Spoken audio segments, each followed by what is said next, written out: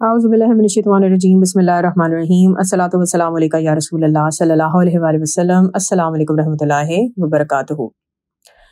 ایک اور خوبصورت نوجوان کہ جس کا نام مصعب بن عمیر ہے، آپ 19 سال کے تھے کہ جب آپ رحمۃ اللہ علیہ حضور صلی اللہ علیہ وآلہ وسلم پر ایمان لے کر آئے۔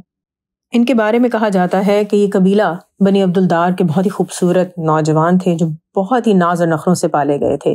یہ بہت اعلیٰ اور قیمتی کپڑے پہنتے تھے، بہت اچھی خوشبو استعمال کرتے تھے، لوگ ان کے لباس کی تعریف کرتے تھے اور یہ جیسا لباس پہننے کی خواہش رکھتے تھے ویسا ہی لباس ان کے لیے بنایا جاتا تھا۔ ان کی والدہ صبح ان کے جاگنے سے پہلے ان کی پسند کا حلوہ بنا کر ان کے سرہانے رکھتی تھی۔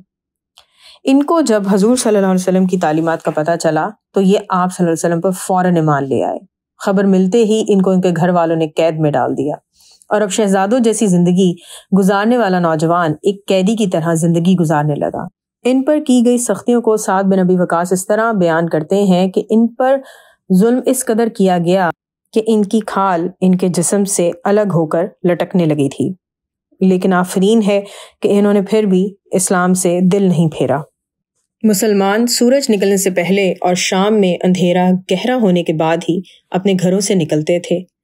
فقط حضور صلی اللہ علیہ وسلم کی ذات مبارکہ ہی ایک واحد وہ ہستی تھی کہ جو کسی بھی قسم کے خوف کے بغیر اپنے گھر سے باہر آتی تھی۔